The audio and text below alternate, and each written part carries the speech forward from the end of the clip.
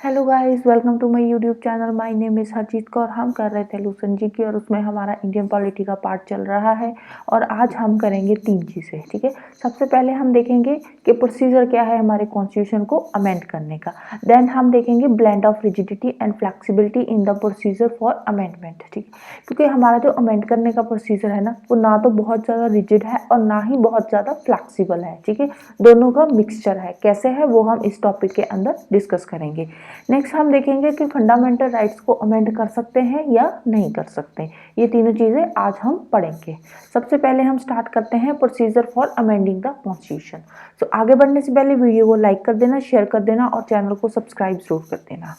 Now let's start with procedure for amending the constitution. ठीक है, constitution को amend करने का प्रोसीजर क्या है। अमेंड करना मतलब कुछ चेंजेस लेकर आने कॉन्स्टिट्यूशन में। ठीक है, अब ये चेंजेस आती है 3 तरीके से। ठीक है, 3 मेजॉरिटी होती है। ठीक है, एक तो सिंपल मेजॉरिटी से होता है, एक होता है स्पेशल मेजॉरिटी से, एक होती है amendment special majority plus 50% states की रेटिफिकेशन।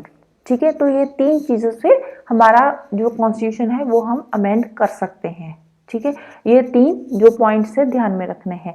एक सिंपल मेजॉरिटी, नेक्स्ट आती है स्पेशल मेजॉरिटी, फिर आती है special majority plus half of the states की रेटिफिकेशन। ठीक है, ये क्या है अभी हम देखते हैं, इन तीनों चीज़ों को समझने की कोशिश करेंगे। ठीक है, अब देखो कुछ प्रोविजन है कॉन्स्टिट्यूशन के जिनको हम सिंपल मेजॉरिटी से चेंज कर देते हैं। ठीक है, तो उनको हम 368 के अंडर अमेंडमेंट नहीं मानेंगे, आर्टिकल 368 वाली। ठीक है, जो चेंजेस हम आर्टिकल 368 के अंडर कर रहे हैं सिर्फ और सिर्फ उन्हीं को हम अमेंडमेंट मानेंगे अंडर आर्टिकल 368।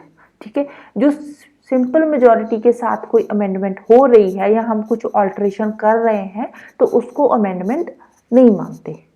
ठीक है, जैसे कि सिंपल मेजॉरिटी वाला हो गया, किसी स्टेट की ऑल्ट्रेशन कर रहे हैं। ठीक है, उसकी बाउंड्री कम कर रहे हैं, ज़्यादा कर रहे हैं, या पार्लियामेंट की जो एम्प्लॉयज़ हैं वहाँ की, उनकी मेंबर्स की पार्लियामेंट की उनकी सैलरीज बढ़ा रहे हैं, कम कर रहे हैं, या जो भी इसके रिलेटेड अमेंडमेंट होती है तो उसको हम अमेंडमेंट नहीं मानेंगे। छोटी मोटी चेंजेस है, सिंपल मेजॉरिटी के साथ पार्लियामेंट में बिल आता है, सिंपल मेजॉरिटी के साथ पास हो जाता है और जो सैलरीज होती है एमपी वगैरह की वो बढ़ जाती है। ठीक है, या कोई स्टेट की ऑल्ट्रेशन करनी है सिंपल मेजॉरिटी के साथ हो जाती है। ठीक है, अब बात आती है सिंपल मेजॉरिटी होती क्या है। ठीक है, सिंपल मेजॉरिटी होती है हाफ मेंबर्स की परमिशन लेना। ठीक है, जितने भी पार्लियामेंट में मेंबर्स हैं उनके हाफ मेंबर्स की अगर आपको परमिशन मिल गई, उन्होंने साइन कर दिए बिल पे, तो सिंपल मेजॉरिटी के साथ वो बिल पास माना जाएगा। ठीक है, अब अगर कोई ऐसा प्रोविजन आता है जिसके साथ हमारा जो कॉन्स्टिट्यूशन का फेडरल स्ट्रक्चर ही अफेक्ट हो रहा है, ठीक है, तो ऐसे प्रोविजन को, जो ऐसा बिल आएगा फेडरल स्ट्रक्चर को अफेक्ट करने से रिलेटेड, ऐसे बिल को पास करने के लिए हमें सबसे पहले आधी स्टेट्स की रेटिफिकेशन की जरूरत होगी। ठीक है, ratification by the legislature of at least half of the states. ठीक है, हमारे इंडिया की जितनी भी स्टेट्स हैं उनमें से हाफ स्टेट्स की लेजिस्लेचर अगर उसको हाँ बोलती है तभी वो बिल आगे जाएगा, प्रेसिडेंट के पास असेंट के लिए जाएगा, अदरवाइज वो बिल प्रेसिडेंट के पास जाएगा ही नहीं। ठीक है, पहले दोनों हाउसेस में पास होएगा, फिर साथ ही साथ आधी स्टेट्स की रेटिफिकेशन मिलेगी। अगर वो रेटिफिकेशन मिल गई फिर वो बिल प्रेसिडेंट के पास जाएगा। ठीक है, जैसे कि कौन कौन से हो गए ये provisions. Manner of the election of the president, president की इलेक्शन से रिलेटेड अगर कोई अमेंडमेंट करनी है तो। ठीक है, प्रेसिडेंट की इलेक्शन कौन से आर्टिकल्स में आती है, 54 और 55 में। ठीक है, फिर आगे extent of the executive power of the union and state, union state की एग्जीक्यूटिव पावर्स को चेंज करना है। ठीक है, कोई बढ़ानी है, कम करनी है, ना जो भी करना है इसमें चेंजेस, उसके लिए जो बिल आएगा वो फेडरल स्ट्रक्चर को अफेक्ट कर रहा है तो उसके लिए हाफ स्टेट्स की रेटिफिकेशन चाहिए। इसमें कौन से आर्टिकल आते हैं, 73 एंड 162 आर्टिकल्स में आती है यूनियन एंड स्टेट्स के बारे में। फिर आता है supreme court and high courts में। ठीक है, इनके जो भी जजेस को इलेक्ट करने का प्रोसीजर है या कहीं पे कोई भी अमेंडमेंट करनी है तो उसके लिए भी हाफ स्टेट्स की रेटिफिकेशन की जरूरत होती है। फिर आती है बात डिस्ट्रीब्यूशन ऑफ लेजिस्लेटिव पावर्स। ठीक है, यूनियन या स्टेट के बीच में अगर लेजिस्लेटिव पावर को डिस्ट्रीब्यूट करने की बात आती है तब भी हाफ स्टेट्स की रेटिफिकेशन चाहिए। फिर आती है 7th शेड्यूल की कोई भी लिस्ट में चेंजेस करनी है। ठीक है, 3 लिस्ट हमने पढ़ी थी, central list, state list, centre नहीं sorry, union list, state list and concurrent list. अगर एक लिस्ट का सब्जेक्ट दूसरी लिस्ट में डालना है या कोई नया सब्जेक्ट किसी लिस्ट में ऐड करना है तो उसके लिए भी हाफ स्टेट्स की रेटिफिकेशन की जरूरत है। देन आता है representation of the states in parliament, ठीक है, 4th शेड्यूल में भी लिखा हुआ है, आर्टिकल 80-81 में भी आता है representation of states in parliament, ठीक है। किसी स्टेट की सीट्स पार्लियामेंट में कम करनी है, ज्यादा करनी है या उससे रिलेटेड कोई भी अमेंडमेंट करनी है तो उसके लिए भी रेटिफिकेशन की जरूरत है, या आर्टिकल 368 को खुद को ही अमेंड करना है, ठीक है, आर्टिकल 368 में ही अमेंडमेंट करनी है तो उसके लिए भी स्टेट्स की रेटिफिकेशन चाहिए, ठीक है। अब हमारे कॉन्स्टिट्यूशन में कोई स्पेशल कॉन्स्टिट्यूशन बॉडी तो बनी नहीं है हमारे कॉन्स्टिट्यूशन को अमेंड करने के लिए, ठीक है। हमारे पार्लियामेंट में ही बिल इनिशिएट होता है और वहीं से अमेंडमेंट का प्रोसीजर स्टार्ट होता है। कैसे स्टार्ट होता है? सबसे पहले बिल जो बनेगा वो किसी भी एक हाउस में प्रेजेंट किया जाएगा, ठीक है। इंट्रोडक्शन ऑफ ए बिल, सबसे पहली स्टेज क्या होती है? इंट्रोडक्शन ऑफ अ बिल, ठीक है। किसी भी हाउस में हम इंट्रोड्यूस कर सकते हैं एक ऑर्डिनरी बिल को, ठीक है। लोकसभा हो या राज्यसभा हो, लोकसभा में भी कर सकते हो आप और राज्यसभा में भी बिल को इंट्रोड्यूस कर सकते हो, ठीक है। फिर नेक्स्ट स्टेप क्या आता है? सपोज आपने बिल को लोकसभा में इंट्रोड्यूस कर दिया, ठीक है, राज्यसभा में भी कर सकते हो, ऐसी बात नहीं है, ठीक है। सपोज लोकसभा में कोई बिल इंट्रोड्यूस हो गया, ठीक है, फिर उसके लिए क्या चाहिए? दोनों हाउसेस में हमें स्पेशल मेजॉरिटी से बिल को पास करवाना है, ठीक है। लोकसभा में हमने इंट्रोड्यूस किया तो लोकसभा में पहले स्पेशल मेजॉरिटी से बिल पास होएगा। स्पेशल मेजॉरिटी क्या होती है? More than 50% of the total membership of that house and by a majority of not less than 2/3 of the members of that house present and voting, ठीक है। Total membership का 50% होना चाहिए और जिस दिन वोटिंग हो रही है उस दिन जितने भी मेंबर प्रेजेंट है और वोट कर रहे हैं उनका 2/3 से कम नहीं होना चाहिए, ठीक है। इसमें हम जैसे एग्जांपल लेंगे, लोकसभा में टोटल मेंबर कितने होते हैं? ठीक है, लोकसभा में मेंबर होते हैं 550, ठीक है, टोटल मेंबर, ठीक है, 550 हो गए। तो अब 550 का हाफ कितना हो जाएगा? ठीक है, 275 हो गया 550 का हाफ, ठीक है। ये तो हो गई हमारी मोर देन 50% ऑफ टोटल मेंबरशिप। 275 इसका हाफ हो गया तो मोर देन 50% मतलब 276 हमें चाहिए, ठीक है। फिर आता है बात by majority of not less than 2/3 of present and voting.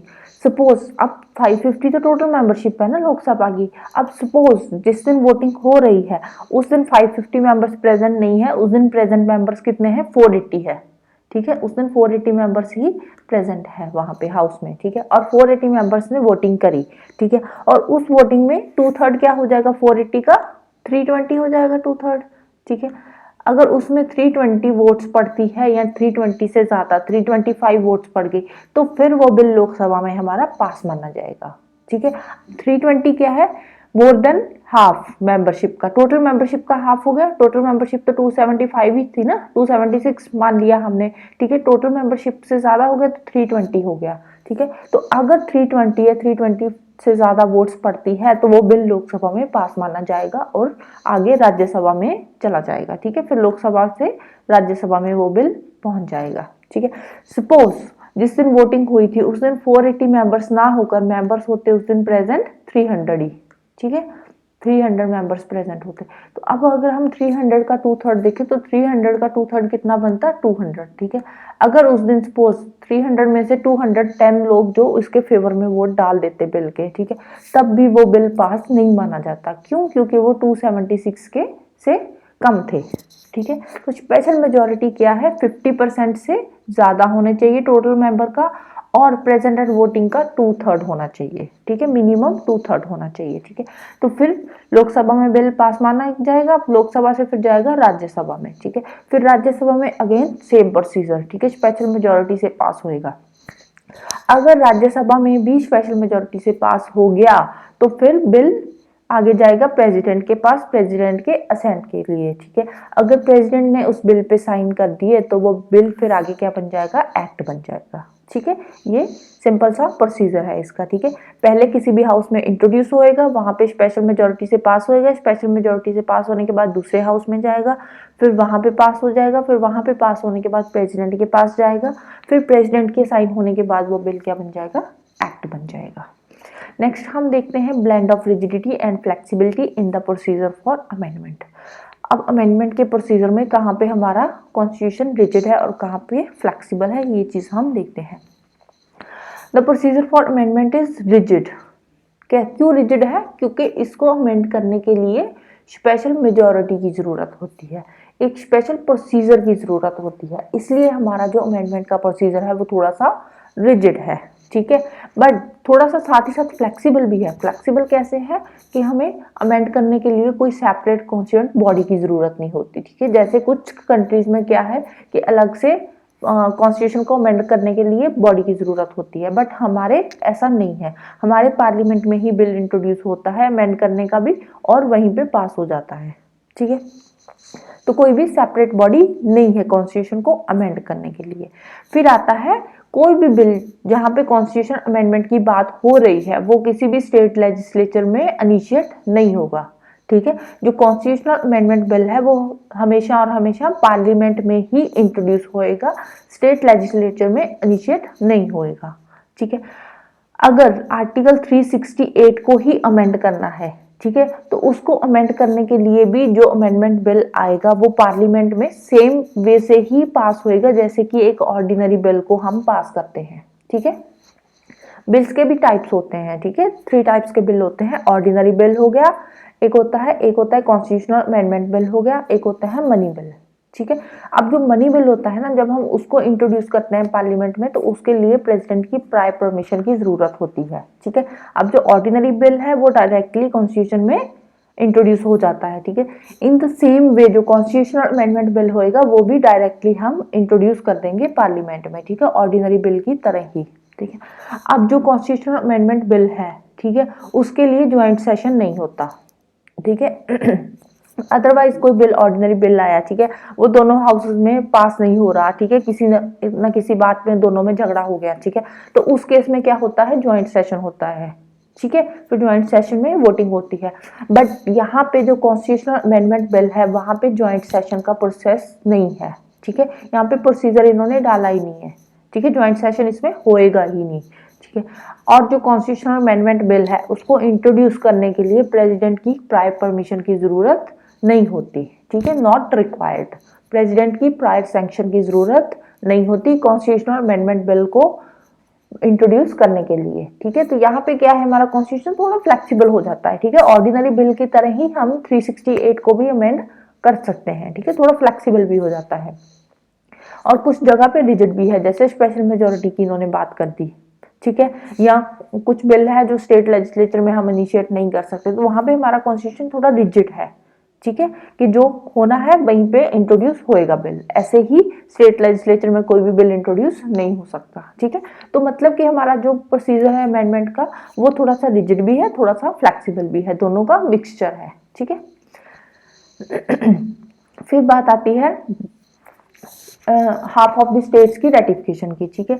अगर हम रेटिफिकेशन की बात करें तो हमारा जो इंडिया का सिस्टम है ना रेटिफिकेशन का, वो थोड़ा सा लिबरल है, ठीक है, बजाय कि अमेरिकन कॉन्स्टिट्यूशन के। क्यों? क्योंकि जो अमेरिकन कॉन्स्टिट्यूशन है ना उसमें 3/4 स्टेट्स की रेटिफिकेशन चाहिए होती है, 3/4 ऑफ द स्टेट्स, ठीक है।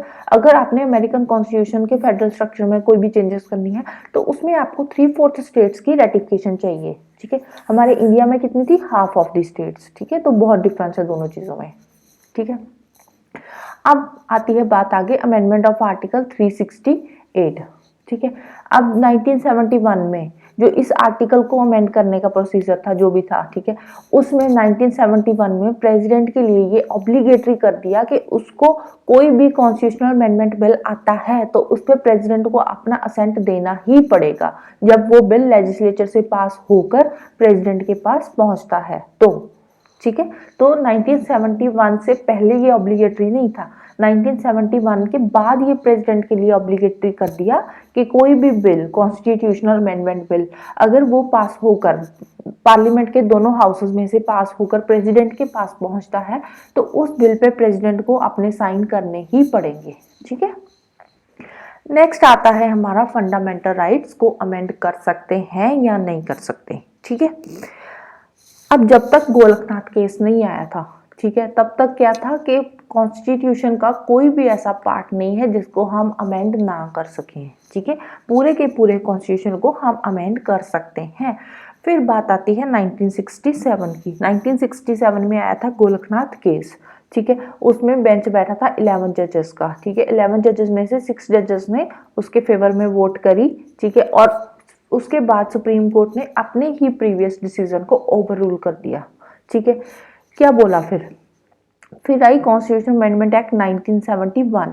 ठीक है, उसमें उन्होंने बोला कि आर्टिकल 368 में जो भी अमेंडमेंट होती है, ठीक है, हमने मान लिया, बट अगर वो जो अमेंडमेंट करी है वो हमारे फंडामेंटल राइट्स को वायलेट कर रही है, तो वो आर्टिकल 13 के हिसाब से, ठीक है, अकॉर्डिंग टू आर्टिकल 13, ठीक है, अगर हमारे फंडामेंटल राइट उसमें वायलेट हो रहे हैं तो वो अमेंडमेंट अपने आप ही इनवैलिडेट हो जाएगी।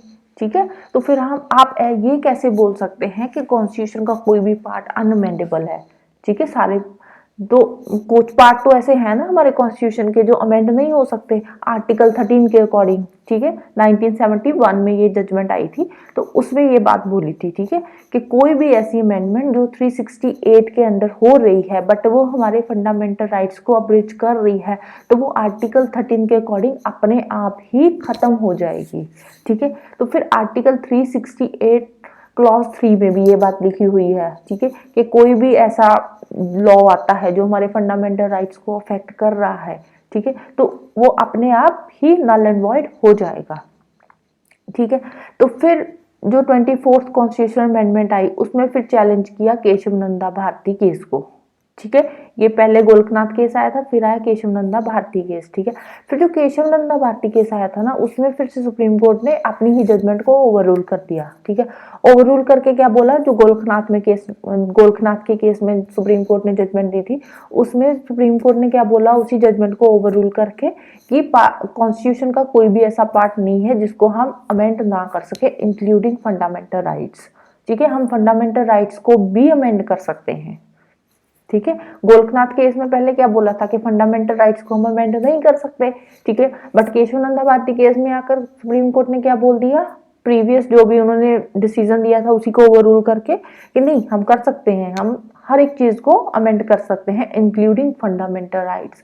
बट इसमें कंडीशंस भी दी थी। कंडीशन क्या थी कि वो फंडामेंटल राइट्स अमेंड कर सकते हैं जो बेसिक स्ट्रक्चर को अफेक्ट नहीं करते, बट हम बेसिक स्ट्रक्चर को हम ऑल्टर नहीं कर सकते अमेंडमेंट के थ्रू। अब वो बेसिक स्ट्रक्चर क्या है वो हम नेक्स्ट वाले लेक्चर में देखेंगे। आज के लिए इतना ही। ओके, अगर आपको इसमें कोई डाउट है, ठीक है, थोड़ा सा ट्रिकी टॉपिक है, अगर फिर भी आपको इसमें कोई डाउट है तो आप मुझे नीचे कमेंट बॉक्स में पूछ सकते हो, मैं दोबारा से आपको फिर से समझा दूंगी। Okay, so thank you, bye bye, have a nice day.